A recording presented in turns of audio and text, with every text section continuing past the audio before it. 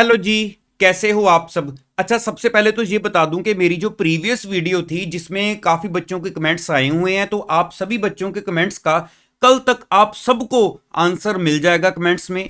मैं सारे बच्चों को रिप्लाई कर दूंगा, कल मॉर्निंग तक कोशिश करूंगा सबकी रिप्लाई हो जाए। और अच्छा, आज वाली वीडियो में या अभी आगे वाली वीडियोज में मैं आपको फैक्ट बताऊं कि अब इस चीज के ऊपर हम अगर डिस्कशन करें कि डे के आउटपुट कैसे बढ़ाएं, ये चीजें अब पास्ट अब हो चुका है ना, अब इसकी जरूरत नहीं है, क्योंकि अब सबको प्रेशर है कि पेपर के बारे में अब कैसे डिस्कस करना है। देखो, मैं अराउंड ये 3-4 दिन से थोड़ा अपने ही बच्चों की टेस्ट चेकिंग में बिजी था, जो कि अभी मेरी सारी क्लोज हो गई है, मैं फ्री हो गया हूं टोटली 100%।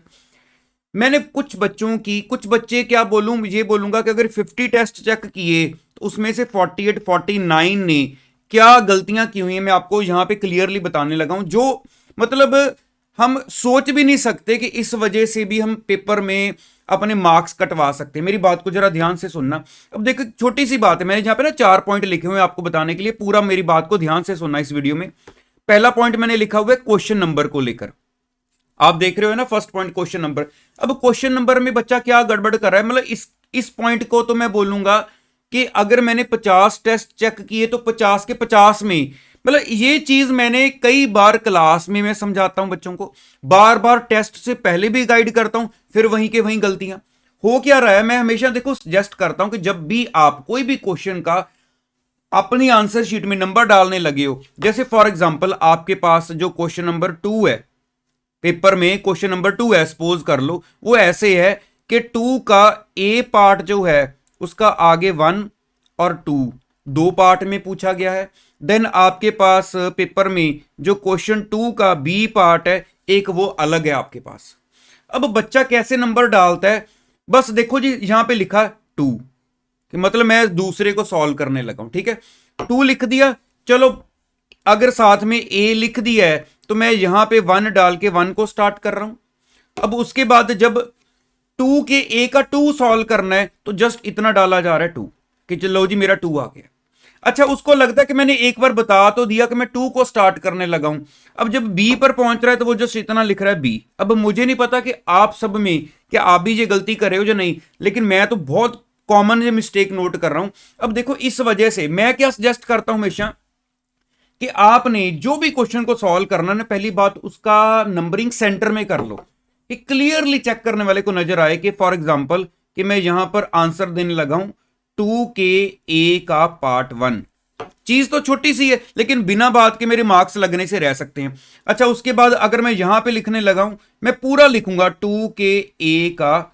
अब इसको ये ना सोचो कि टाइम सेव कर रहे हो, आप ये सोचो क्वेश्चन करने के बावजूद भी अब होता क्या है, नॉर्मली मान लो मैंने इसको स्टार्ट किया, इसके अंदर ही मैंने इस क्वेश्चन के पॉइंट्स लिखने शुरू कर दिए, वहां पे क्वेश्चन नंबर चल रहा है, वहां पे उस क्वेश्चन के अंदर जो मैंने सोल्यूशन लिखना है, टेक्स्ट लिखना है, उसके पॉइंट स्टार्ट कर दिए मैंने लिखने, बीच में मेरा ये नंबर आ गया, बीच में मेरा आगे जाके बी आ गया।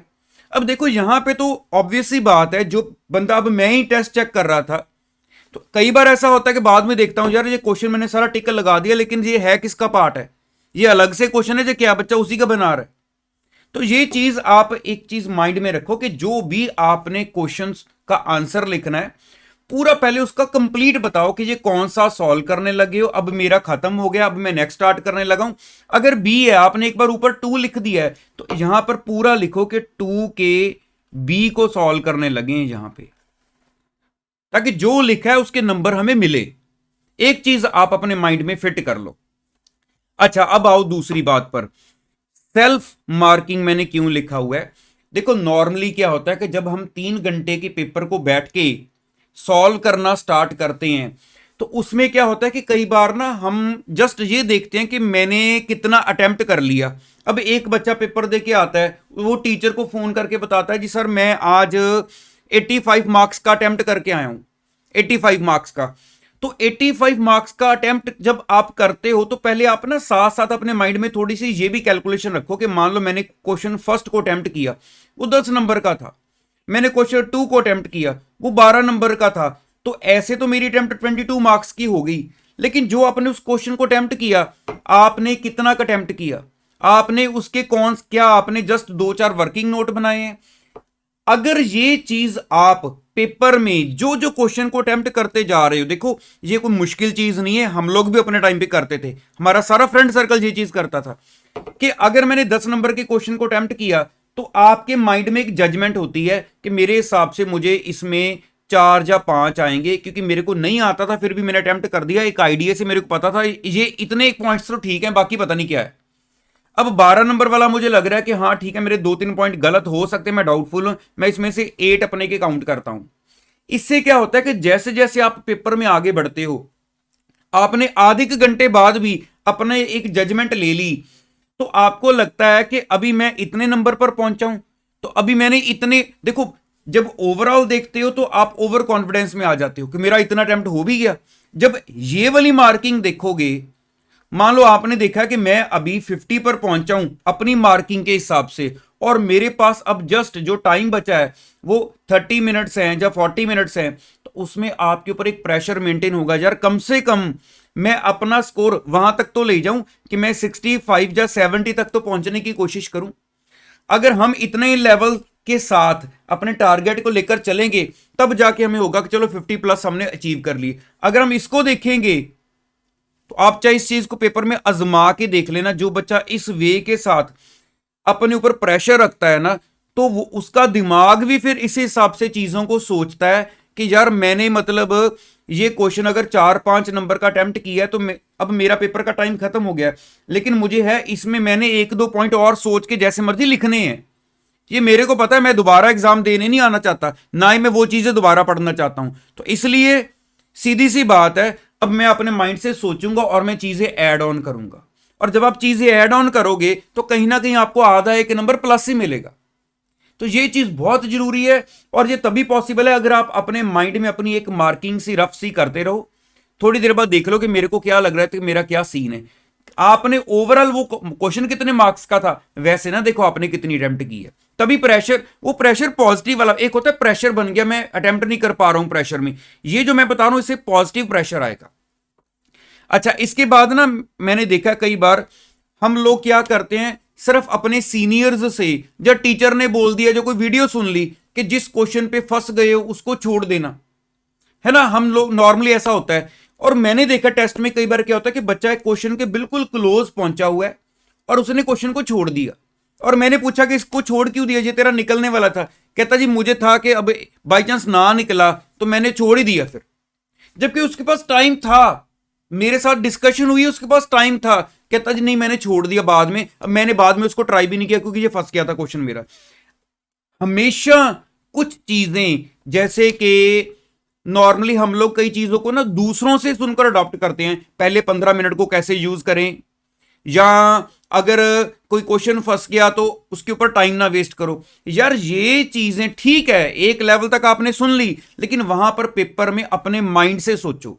अगर आपको लग रहा है कि पॉसिबल है कि 2-4 मिनट में आपकी वो चीज हाथ लग सकती है, कि अगर आप अभी उसको बीच में अधूरा छोड़ आए हो तो 8 नंबर है, पूरा कराते तो शायद 16 थे, तो अगर आपको लग रहा है कि पॉसिबल है आप कुछ कर सकते हो तो कर लो।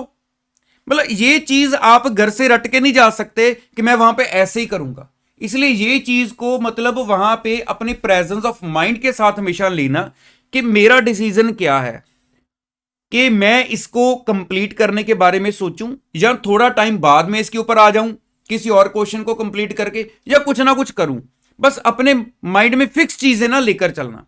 ये बस मेरे आपकी तरफ एक रिक्वेस्ट रहेगी। एक लास्ट पॉइंट और है कि एमसीक्यूज की रिवीजन कैसे की जाए। काफी बच्चे पूछते हैं कि एग्जाम एक एक छुट्टी में एमसीक्यू को कैसे रिवाइज करें। देखो मैं तो, अगर अपना अपना सबका वे होता है, अगर आप मेरे से पूछोगे तो मैं तो ये बोलूंगा एमसीक्यू की रिवीजन करनी क्यों है। सबसे पहली बात, एमसीक्यू का मतलब क्या है, आपको नीचे 4 ऑप्शंस दी गई हैं। एक होता है सिंपल से एमसीक्यू, इतना तो सबको पता है कि हमारे कितने सिंपल से एमसीक्यू है ना, सारे डीप लेवल पे पूछे जाते हैं।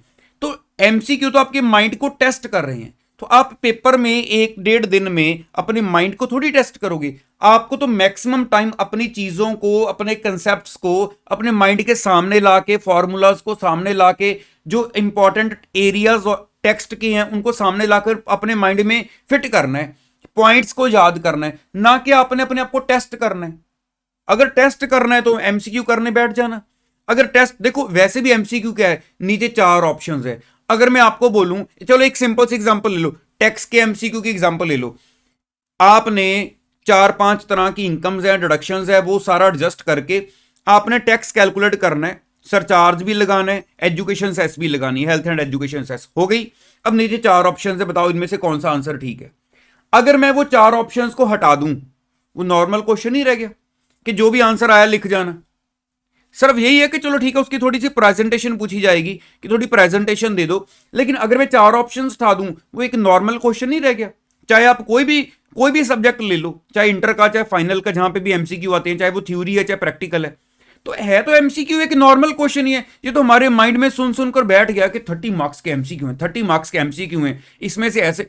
यार वो नॉर्मल क्वेश्चन की तरह लो उनको, चाहे वो केस स्टडी है या जैसे भी है, उसको एक एक्स्ट्रा ऑर्डिनरी नाम ना दे दो कि उसमें क्या हो जाएगा। वो भी आपके कंसेप्ट के ऊपर बेस्ड ही है।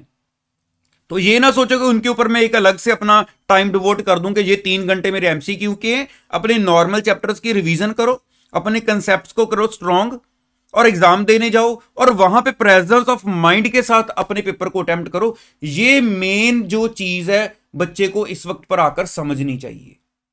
तो मेरे ख्याल से आज 4 टॉपिक्स ही बहुत हैं, क्योंकि अब तो मैंने आपको बता दिया मैं टेस्ट से भी सारा फ्री हूं। अब कल दोबारा अराउंड 2, हो सकता है 2 बार 3 बार मैं आपके साथ रोज अवेलेबल रहा करूंगा। रोज आपको नई चीजें बताते रहूंगा। आपके माइंड में जो पॉइंट्स है वो पूछते रहना। मैंने बता दिया लास्ट वीडियो के सारे कमेंट्स की मैं रिप्लाई आपको कल तक कर दूंगा, ताकि कोई भी डाउट किसी बच्चे का कुछ पेंडिंग ना रहे। तो बाकी जो बच्चे न्यू हैं मेरे साथ जुड़े रहना एग्जाम के एंड तक पूरे जोश के साथ। देखो माइंड में सिर्फ ये इतनी मोटिवेशन फिक्स रखो कि मैंने दोबारा नहीं ये सब्जेक्ट को हाथ लगाना, मैंने दोबारा नहीं ये चीज पढ़नी, मैंने दोबारा ये एग्जाम देने नहीं आना। मैं अगले वाले देने आ जाऊंगा जो मेरा नेक्स्ट ग्रुप है, लेकिन मैंने ये चीज पढ़ के दोबारा अपने आप को टेस्ट करवाने नहीं आता आना कि तेरे को आती है या नहीं आती है। ठीक है, तो चलिए आज इतना ही रखते हैं। ऑल द बेस्ट, पूरा जोश के साथ अपनी स्टडी करो। दोबारा मिलूंगा कल नेक्स्ट वीडियो में। Thank you so much.